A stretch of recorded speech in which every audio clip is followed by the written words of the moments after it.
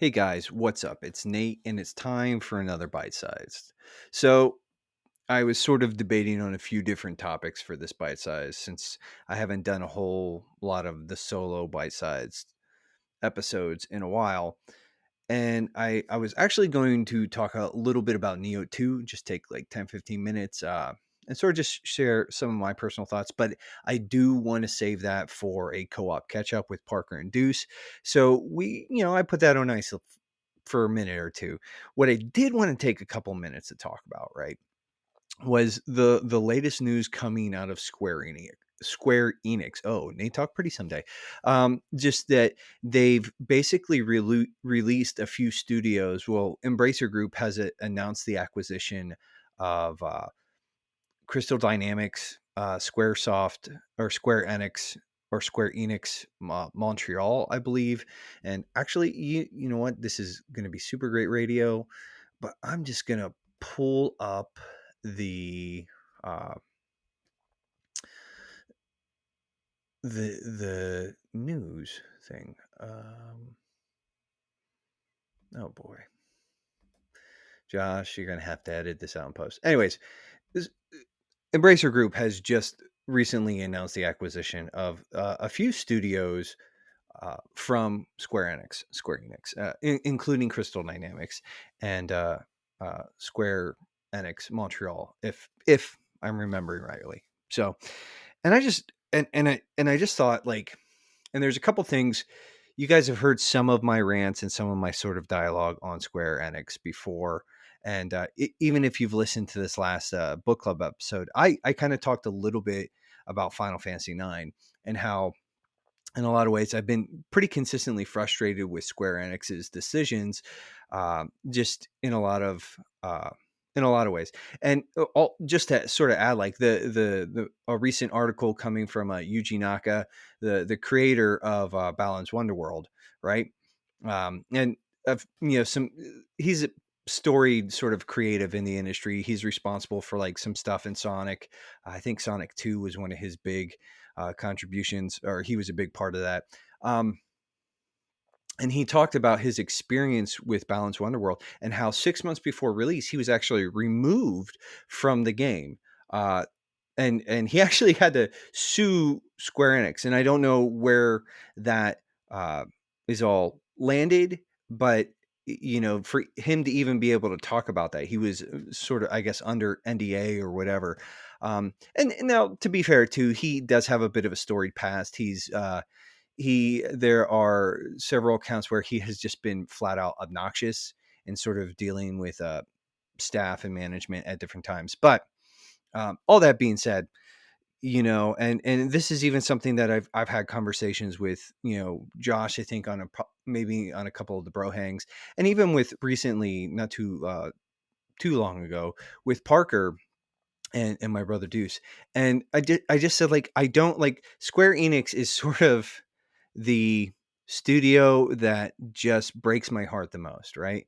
Um, it's a situation where when I was a kid, right, and I'm gonna sort of build out a little bit of a narrative for everybody, and then we'll sort of just talk about some of the reasons I really, well, frankly, I don't think we should trust Square Enix anymore. And there are a lot of people who may not agree with me, and maybe for all I know, there are a ton of people who are like, no, Nate, you're preaching to the choir.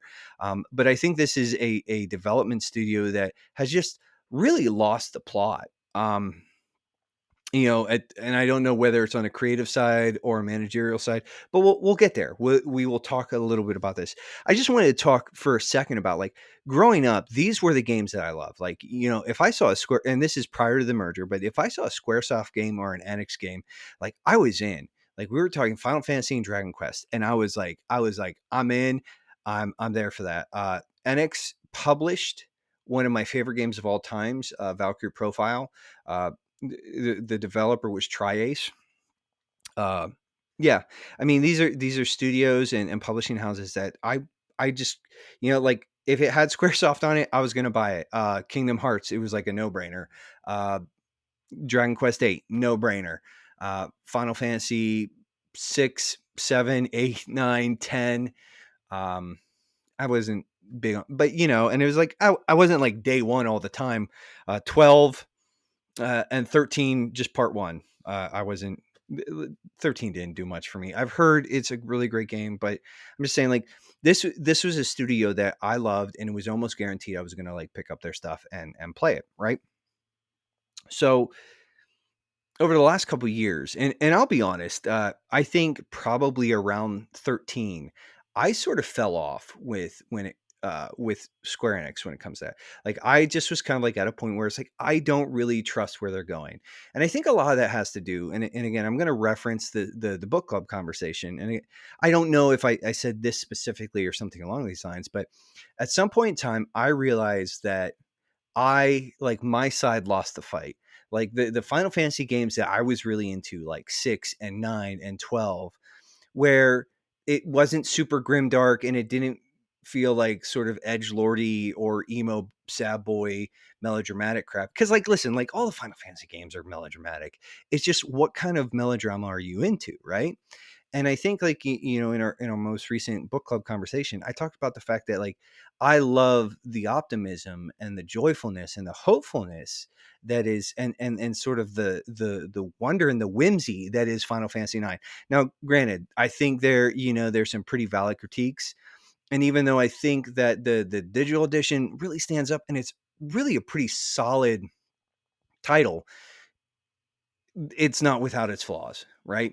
And but I think 9 is just an underrated gem, and there's a lot of reasons. It came at sort of the end of the PS1's life cycle. It was sort of, it came very quickly after 8, and then it was already being overshadowed by 10 with the release of the PlayStation 2, so, but on top of a whole bunch of other stuff. And I think maybe even just like philosophically, it was sort of kiddie-ish. It was a storybook kind of thing. It was a little, like I said, it wasn't as brooding and it didn't take itself maybe as seriously as Final Fantasy 7 and 8 and 10 even.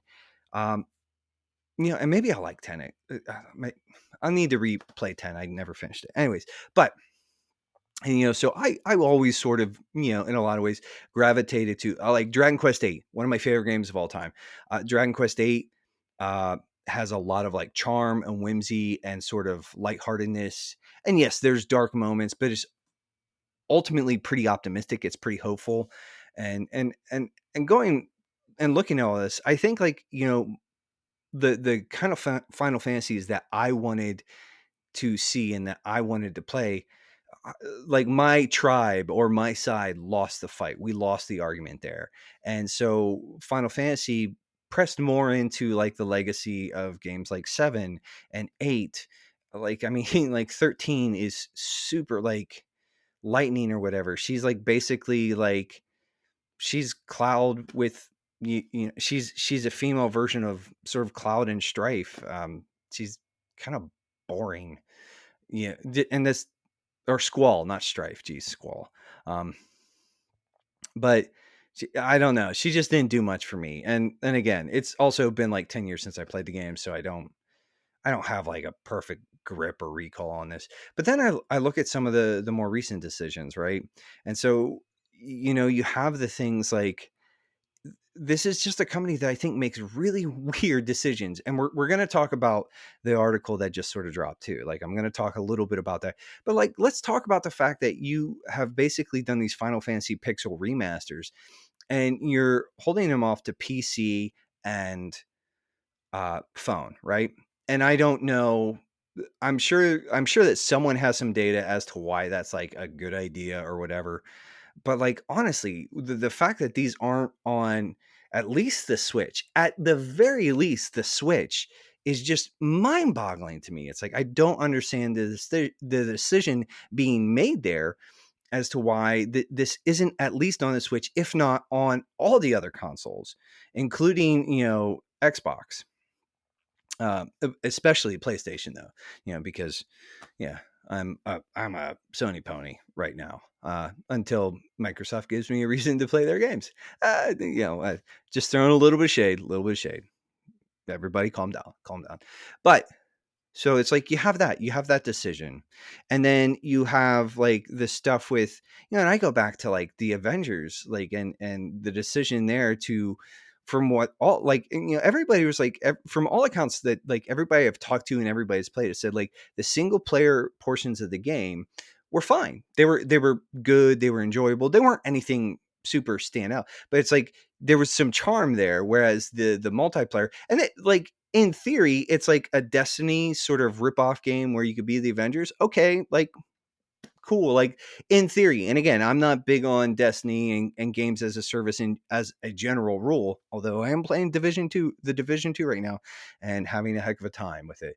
So, but and it's like and the sort of the abysmal failure and just the absolutely terrible rollout with that, right? And again, some of this stuff and again the timelines are kind of weird, but like how much did COVID affect some of this and how much was it just the game wasn't polished, the game wasn't ready. And then you have the way that they've basically treated Guardians of the Galaxy, which is like sort of one of these things where I'm like, they're saying, well, we're disappointed in the performance, and they're like, the game sold 4 million copies, and I'm like, what did you expect? Did you think this was going to be Final Fantasy 7 remake?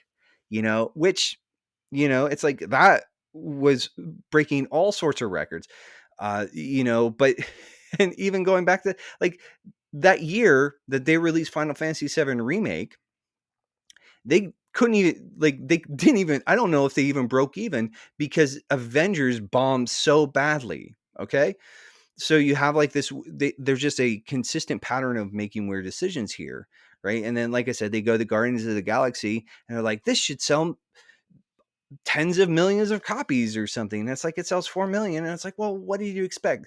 Like Guardians of the Galaxy is not a high profile team. And from all accounts, like the game is really good.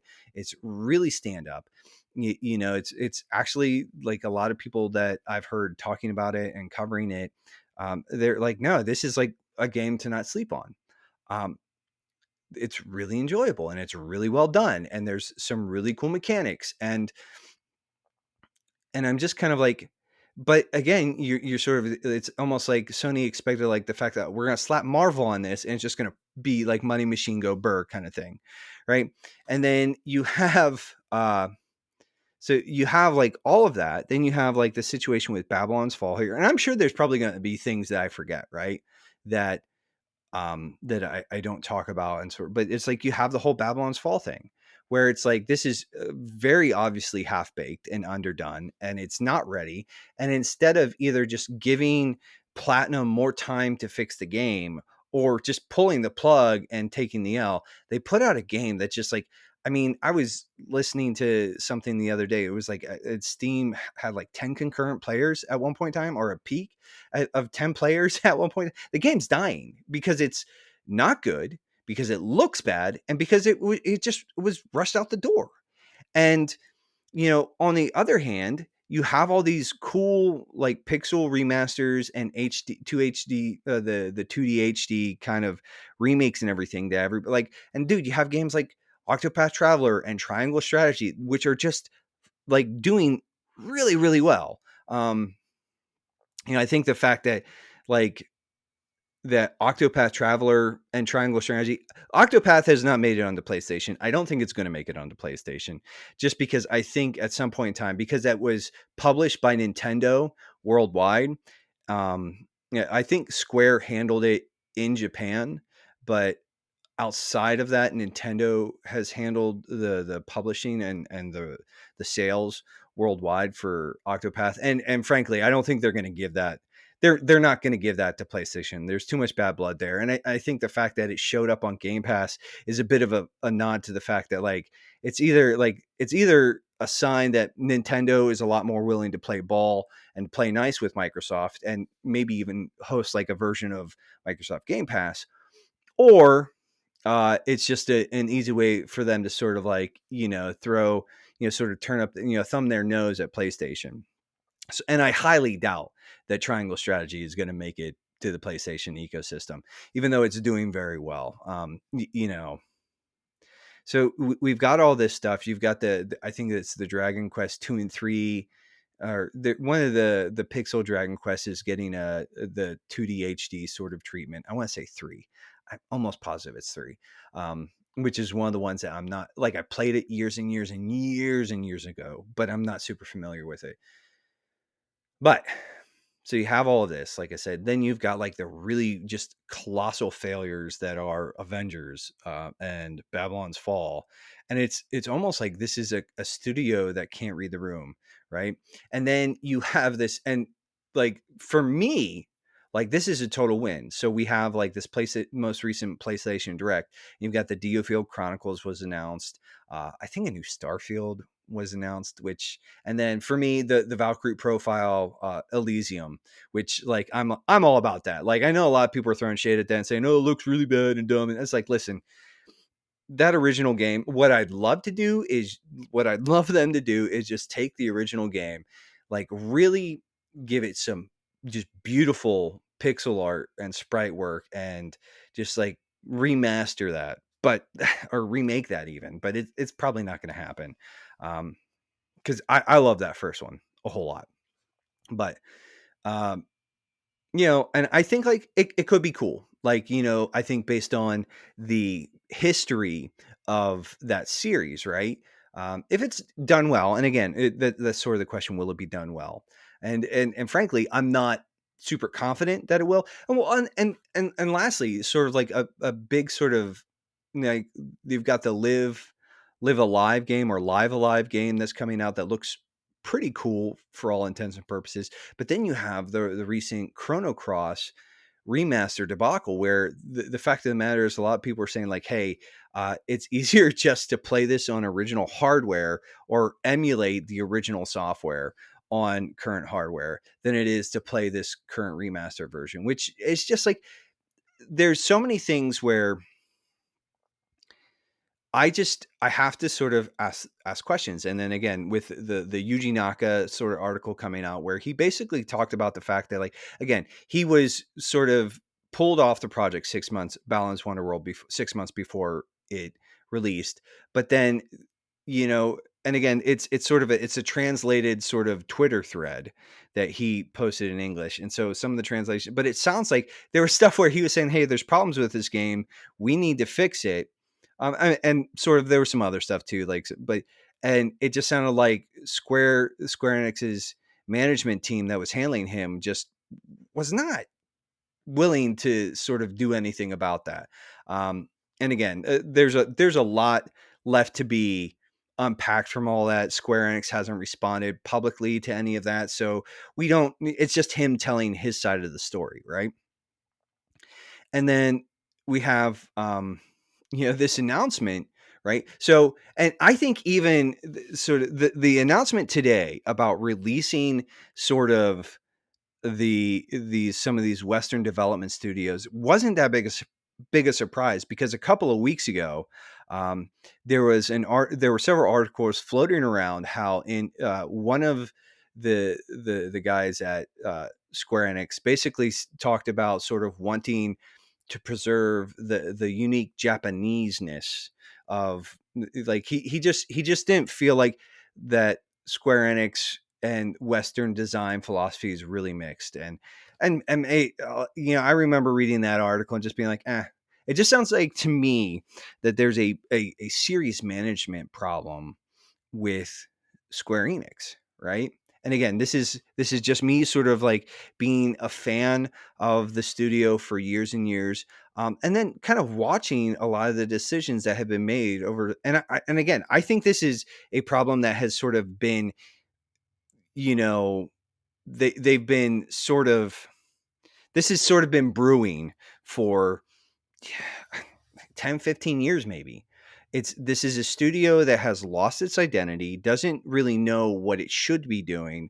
I think the sort of the troubled development cycle and story behind the Final Fantasy remake game, and even the fact that like there's no real solid news on Final Fantasy remake part 2 or whatever. It's like all of that just shows that this is sort of a studio that's completely out of touch with its fan base.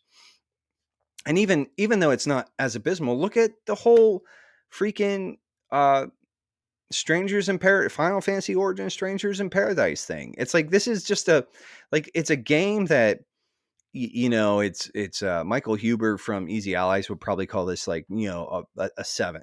Well, it is a 7. It's like a 73 or 72 on OpenCritic right now.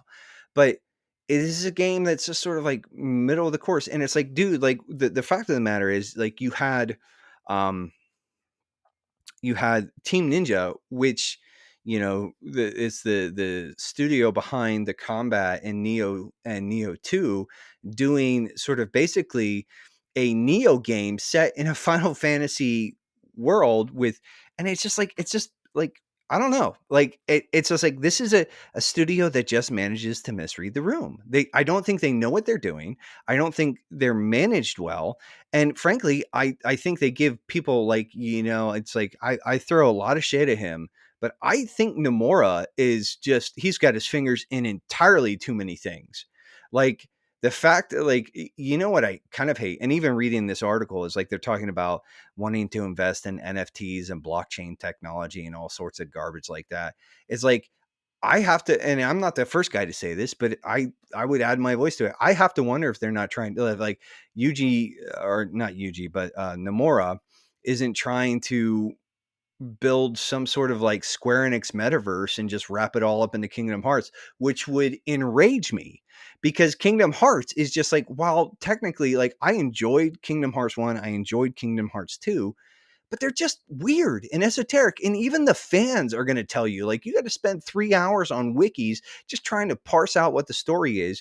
You have, in like, essential parts of that game. Like, so I throw all of this out there, right? Like, all of, like, my gripes, and, like, I'm just like, this is a company that every time I look at them, I'm like, what are you doing?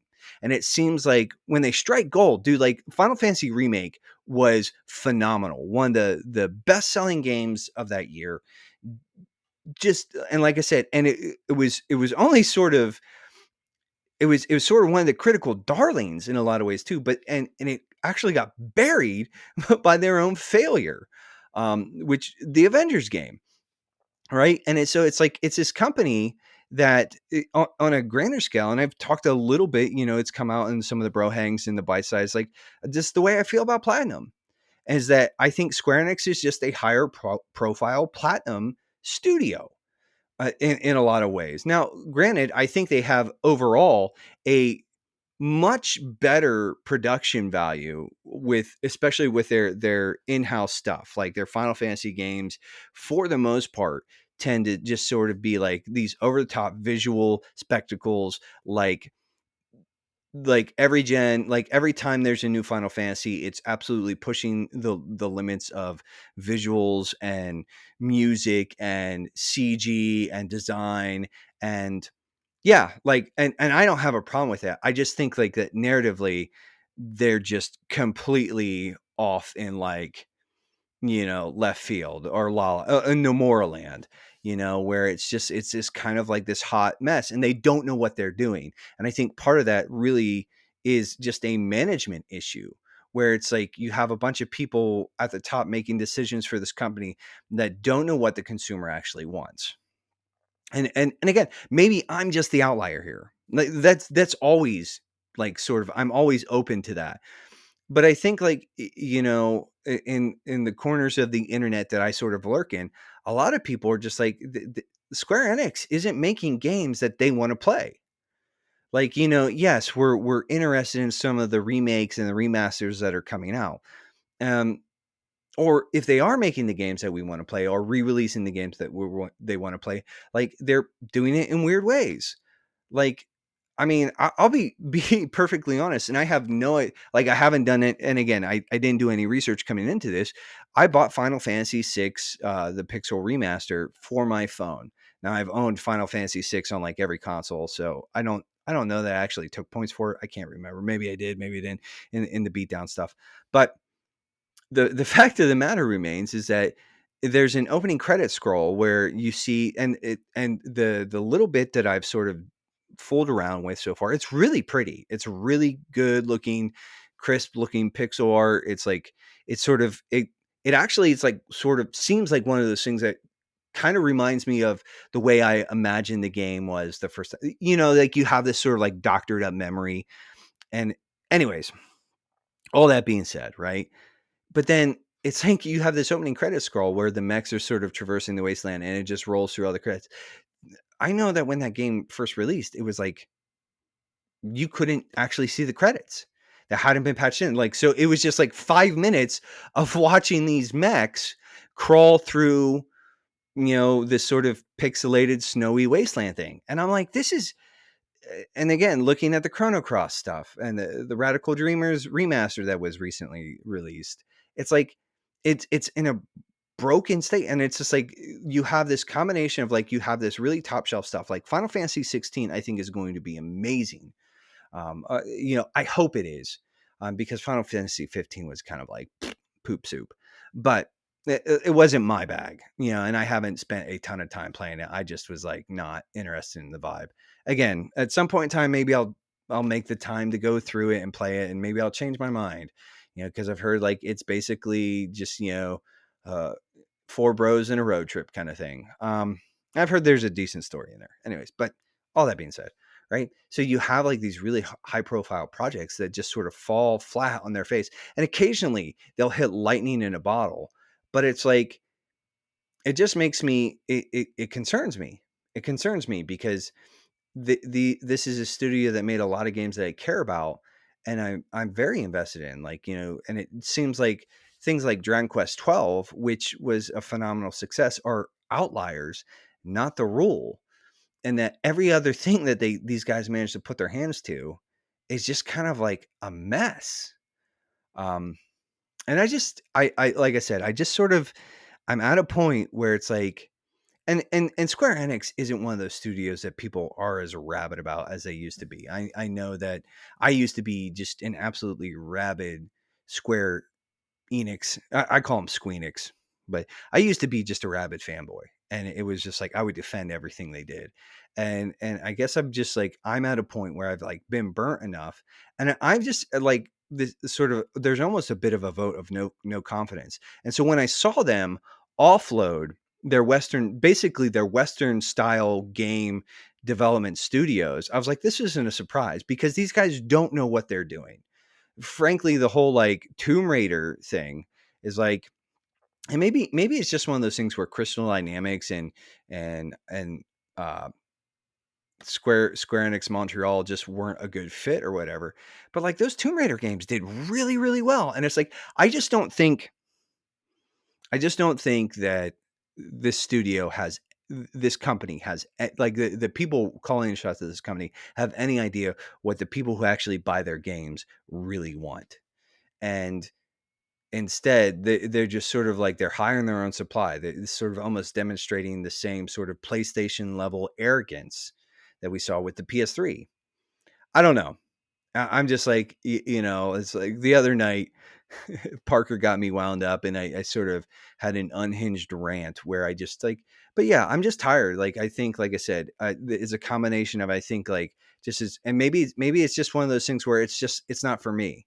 But I also think it's a bit of a problem that you have guys like Nomura sort of like calling the shots and being a huge voice. But like, frankly, everything outside of Kingdom Hearts that he's had his hand in is, in my opinion, pretty unimpressive. And again, I'm just, maybe I'm just like, this is like, dude, like he was all over. He had his fingers all up in Final Fantasy Origins Strangers of Paradise. And that game was just a big, fat, old, mediocre sandwich.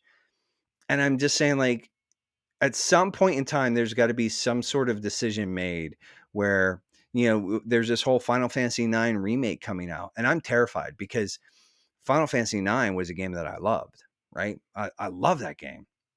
And we did the book club episode on it, and I talked about how it might be my favorite Final Fantasy of all time. And to have that come out and not get the kind of treatment that I think it deserves, like, it's kind of scary. And ultimately it's just a video game, and so it doesn't really matter all that much. But I think, it's like, these kind of things are what, like, we ought to be thinking about. And it's like, so it's one of those things where, I sort of wanted to say, like, this whole, like, Square Enix is full of crazy people, and sometimes I love the crazy that Square Enix embraces, um, and other times not so much. And I just think it's just been, it's kind of wild, and I'm sort of interested to see where they go from here. But it's just like, guys, if you haven't done any reading on this, I Google some of this, like the stuff with Yuji Naka, the stuff with like I posted it in one of the threads or the chats I'm in, where one of the leads at, or one of the heads at Square Enix was like, yeah, well, we're just, we really don't do Western design all that well. And it's like, well, no, duh. We can tell, like, you guys don't have a grip. And it's almost one of these things where I just have to wonder if, like, it's just, like I said, I don't know. I don't think they know what they're doing. I think you got a bunch of people who are sort of, again, I'm going to sort of, they're high on their own supply. And I just, like it, as much as, I don't know if this is the inevitable outworking of sort of like some of the ideologies and the philosophies that really sort of won the day with like stuff like Final Fantasy 7 and 8, and 13 and stuff like that. I don't know. I don't know. But all I know is that, like, and even 10 numbers. I'm just not a fan of just sort of their current trajectory. I'm not really all that confident in their ability to deliver good products. And even though this is a studio where it's like they made a ton of games that I loved, um, I'm not sure that I'm not sure that I trust them all that much. I mean, like, yeah, you have things like Octopath, and you have things like Triangle Strategy, and there are, like, in Near Automata, like, you do have these outliers which are like, and when they hit, they are phenoms. But I'm just saying, like, it's like, it just seems like everything else that they manage to throw out there is just kind of at best mediocre sandwiches. And then they don't actually know what to do with the successes, because frankly, I think offloading the studio that gave you Guardians of the Galaxy, instead of like really investing in them and giving them an opportunity, because now you've got a game that did pretty well, didn't do awesome, but it did pretty well. You could turn around, do a sequel for that game, and maybe double your size, like, because like, and maybe get a lot more day one sort of involvement and investment. I don't know. Maybe they're just a company that isn't keeping up with the times and the way that the market's changing. But even the fact that they're offloading these studios to the Embracer Group so they can invest in NFTs and blockchain and cloud AI or whatever else, it was like, man, this is just like I said, guys, this is a company that, like, I don't think this is like all that hot a take. I think this is probably pretty par for the course for a lot of people. But like, this is a company, Square Enix. I'm just like, if I could sit in a room and be like, what are you guys doing? And I doubt that any of them could give me a sort of a coherent and reasonable answer. But that's my opinion. This has been a bite size with Nate's hot takes on Square Enix or Squeenix or whatever, we want to call it. I like to call it Squeenix. Just, I don't know why, because I'm a very strange man. But all that's being said, like, hey guys, thanks for listening. And I mean, you guys know what to do. Uh, the whole rate, review, share, and care, and check out our Patreon if you haven't already. Anyways, all that being said, like I said, you guys know what to do, and I'll catch you next time.